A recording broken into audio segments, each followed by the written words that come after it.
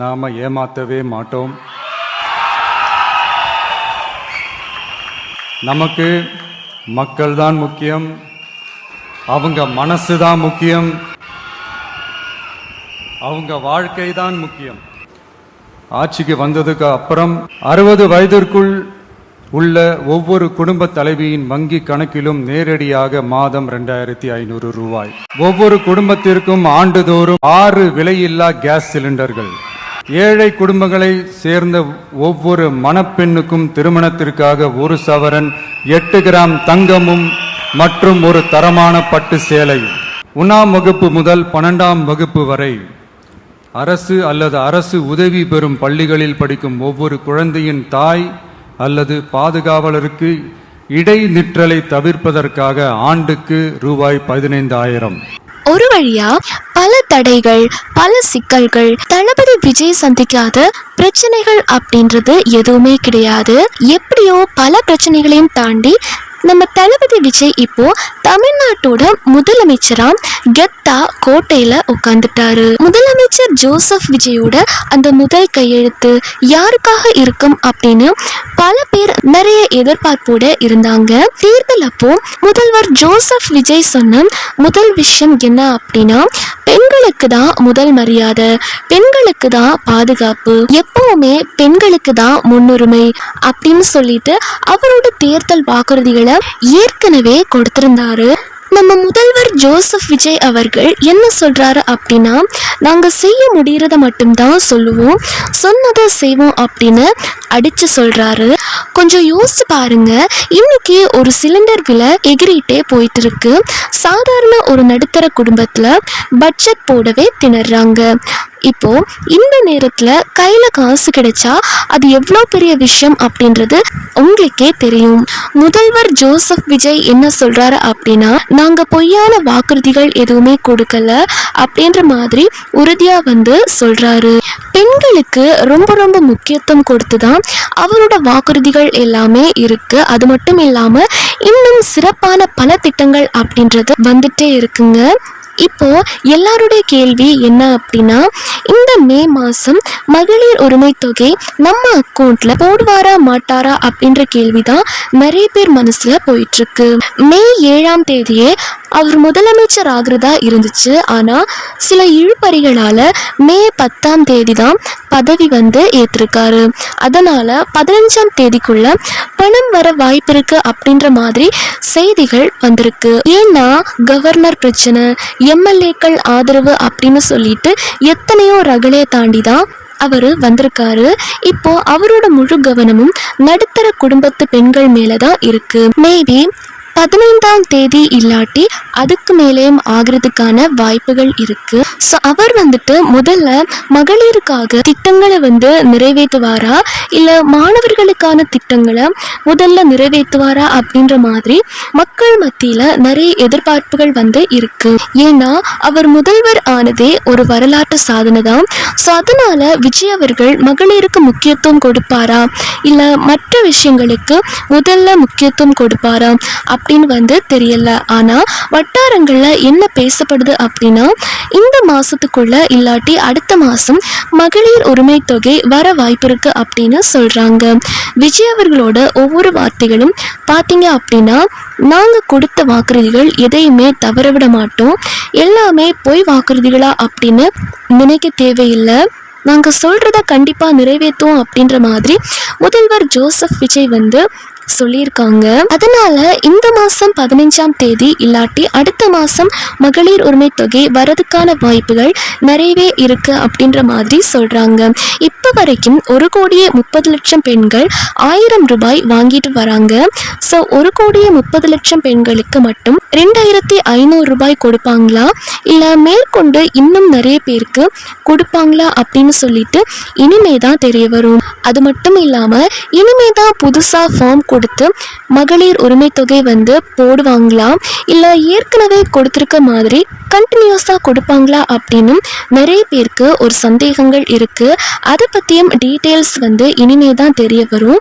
Suppose இனிமே தான் மகளிர் உரிமை தொகை ஃபார்ம் கொடுத்து தான் 2,500 ரூபாய் கொடுப்பாங்க அப்படின்னா கட்டாயம் ஃபார்ம் கொடுக்குற ப்ராசஸே கிட்டத்தட்ட 2 வாரம் இல்லாட்டி 3 வாரம் ஆகும். அது போக வெரிஃபிகேஷன் ப்ராசஸ் இன்னும் டைம் ஆகும். அதுக்கப்புறம் தான் நமக்கு தகுதி இருக்கா தகுதி இல்லையா அப்படின்னு அந்த ப்ராசஸ் முடிஞ்சதுக்கு அப்புறம் தான் தெரிய வரும். ஸோ கடைசியாக நம்ம அக்கௌண்ட்க்கு மகளிர் உரிமை தொகை 2500 ரூபாய் வரதுக்கு குறைஞ்சது 3 மாதம் வரைக்கும் ஆகும். இது பார்த்தீங்க அப்படின்னா ஃபார்ம் கொடுத்து 2500 ரூபாய் கொடுத்தாங்க அப்படின்னா 3 மாதம் வரைக்கும் ஆகிறதுக்கான சான்சஸ் இருக்குது. ஆல்ரெடி நமக்கு ஸ்டாலின் முதல்வராக இருந்தப்போ ஜூலை மாதம் கொடுத்தது டிசம்பர் மாதம் தான் நம்ம அக்கௌண்ட்டில் பணம் ஏறிச்சு. ரொம்ப டிலே ஆச்சு. அந்த டைமில் ஆஃபீஸர்ஸ் எல்லாம் ஸ்ட்ரைக் பண்ணாங்க. ஏன் அப்படின்னா அவங்களுக்கு பணி சுமை அதிகமாக இருக்குது அப்படின்னு ஸ்ட்ரைக் வேற பண்ணாங்க. ஸோ இன்னுமே ரொம்ப டிலே ஆயிருச்சு. யோசிச்சு பாருங்க, 1000 ரூபாய் அப்படின்றது இப்போ இருக்கிற விலைவாசிக்கு பால் காசுக்கே பத்தாது. ஆனால் 2500ன்னு வரும்போது ஒரு அம்மாவால் தன் குழந்தையோட படிப்புக்கோ இல்லை ஒரு எமர்ஜென்சி மருத்துவ செலவுக்கோ தைரியமாக செலவு பண்ண முடியும். அது மட்டும் இல்லாமல் இலவச கேஸ் சிலிண்டர் வேற தரேன்னு சொல்லியிருக்காரு முதல்வர் ஜோசப் விஜய் அவர்கள். இது ரெண்டும் சேர்ந்தா நம்ம வீட்டு பட்ஜெட் ஜேன்னு இருக்கும். ஸ்டாலின் ஐயா சிஎம்மா இருந்தப்போ ஜூலையில் ஆரம்பிச்சு டிசம்பரில் தான் பணம் கைக்கு வந்துச்சு. ஆஃபீஸர்ஸ் எல்லாம் வேலை ஜாஸ்தி அப்படின்னு ஸ்ட்ரைக் பண்ணாங்க. ஆனால் முதல்வர் ஜோசப் விஜய் அவர்கள் ஆட்சியில் வந்ததுக்கப்புறம் இந்த வேலையெல்லாம் ராக்கெட் வேகத்தில் நடக்கும் அப்படின்னு நிறைய பேர் சொல்கிறாங்க. ஸோ இப்போ நமக்கு புதுசாக வந்திருக்க முதல்வர் ஜோசப் விஜய் அவர்கள் புதுசாக ஃபார்ம் கொடுத்து தான் 2500 ரூபாய் மகளிர் உரிமை தொகை அப்படின்றது கொடுக்க போகிறாரு அப்படின்னா கொஞ்சம் தாமதம் ஆகிறதுக்கான வாய்ப்புகள் இருக்குது. இல்லை ஆல்ரெடி ப்ராசஸில் இருக்க மாதிரி அப்படியே நம்ம அக்கௌண்ட்க்கு பணம் போட்டால் சீக்கிரம் வந்துடும். விஜய் அவர்கள் மகளிர் உரிமை தொகையை கட் பண்ணாமல் கொடுப்பார் அப்படின்னு நிறைய பேர் சொல்கிறாங்க.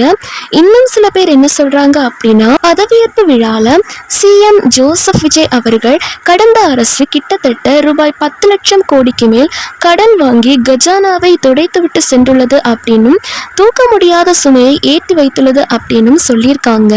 ஸோ இதனால் நிறைய பேர் என்ன சொல்கிறாங்க அப்படின்னா மகளிர் உரிமை தொகை சிஎம் ஜோசப் விஜய் அவர்கள் கட் பண்ணுறதுக்கான வாய்ப்புகள் இருக்குது அப்படின்னு பேசிக்கிறாங்க.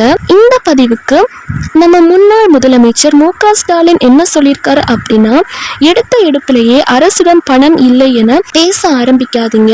அனுமதிக்கப்பட்ட வரம்புக்குட்பட்டே தமிழ்நாட்டின் கடன் அளவு இருக்கிறது. இந்த மாதிரி சொல்லியிருக்காங்க.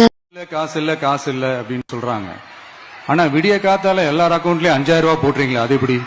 2000 போடுறீங்க, 3000 போடுறீங்க, 4000 போடுறீங்க, இதெல்லாம் எப்படி? சோ கவர்மெண்ட்ல காசு இருக்குது, பற்றாக்குறை தான் காரணம். நான் ஒன்னும் தேவ தூதன்லாம் கிடையாது.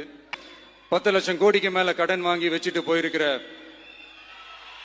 இன்னைக்கு அந்த தமிழ்நாடு அரசு இருக்கிறப்போ, கஜானாவை சுத்தமா தொடச்சி வலிச்சு வச்சுட்டு போயிருக்கிறப்போ, தூக்க முடியாத சுமையை ஏத்தி வச்சுட்டு போயிருக்கிறப்போ, தமிழக முதலமைச்சராக பதவியேற்ற ஜோசப் விஜய் அவர்கள் முதல் கையெழுத்தா 2500 ரூபாய் மகளிர் உரிமை தொகை 2200 ரூபாய்க்கு கையெழுத்து போடுவார் அப்படின்ற மாதிரி செய்திகள் வெளியாகி இருந்துச்சு. அவரோட முதல் கையெழுத்து என்னவா இருந்துச்சு அப்படின்னா இலவச மின்சாரம் தமிழக மக்களுக்கு 200 யூனிட் இலவச மின்சாரம் வழங்கும் திட்டத்திற்கு கையெழுத்து போட்டிருக்காரு. அதுக்கப்புறமா பெண்களுக்கு தனி பாதுகாப்பு படை அப்படின்றதுக்கும் கையெழுத்து போட்டிருக்காங்க.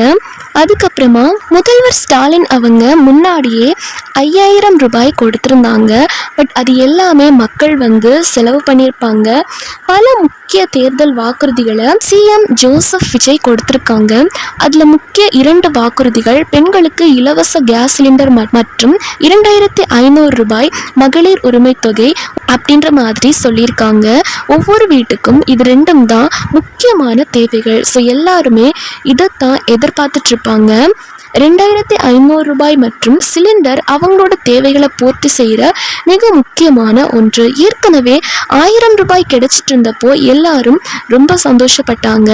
2500 ரூபாய் கிடைச்சா எவ்வளோ சந்தோஷப்படுவாங்க அப்படின்னு யோசிச்சு பாருங்க. அடுத்ததா 2,20,00,000 பேருக்கும் அதிகமான ரேஷன் அரிசி அட்டைதாரர்கள் அனைவருக்கும் கிடைக்கும் அப்படின்னு சொல்லியிருக்காங்க. ஸோ இதுக்கு தேவையான ஆவணங்கள் முன்கூட்டியே எடுத்து வச்சுக்கோங்க. ஏன்னா 2500 ரூபாய் வேணும் அப்படின்னா அதுக்கு என்னென்ன ஆவணங்கள் வேணும் அப்படின்றத நம்ம பார்க்கலாம். எதிர்பாராத நேரத்தில் இந்த 2500 ரூபாயை பேங்க்ல போடுறதுக்கான வாய்ப்புகள் இருக்கு அப்படின்னு சொல்றாங்க.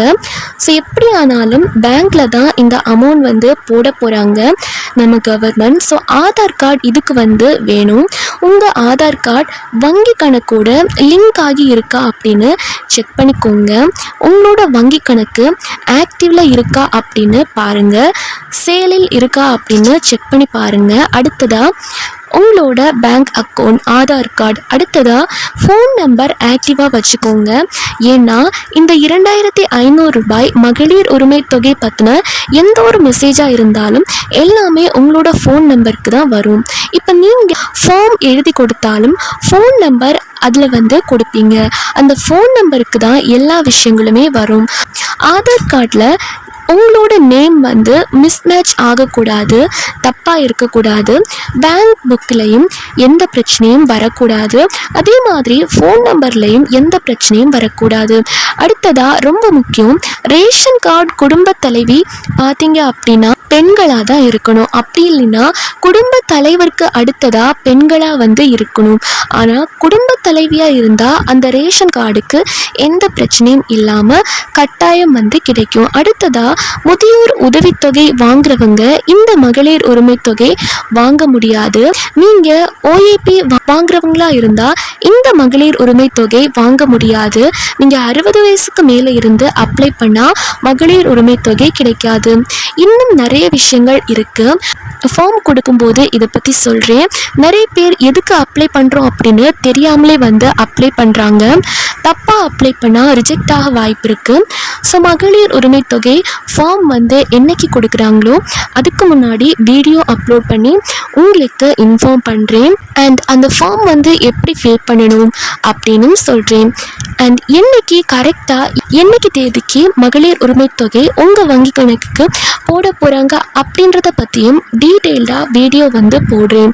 இப்போ நீங்கள் உங்கள் பேங்க் அக்கௌண்ட்டை ஆக்டிவேட் பண்ணி வைங்க, ஆதார் கார்டு ஆக்டிவேட் பண்ணி வைங்க, உங்கள் ஃபோன் நம்பரை பேங்க் அக்கௌண்ட்டில் லிங்க் பண்ணி வைங்க. மீறி தகவல் அடுத்தடுத்த வீடியோவில் அப்லோட் பண்ணி உங்களுக்கு இன்ஃபார்ம் பண்ணுறேன். ஏன்னா அடுத்தடுத்து சிஎம் ஜோசப் விஜய் அவர்கள் இன்னும் பல திட்டங்களை கொண்டு வர போகிறாரு.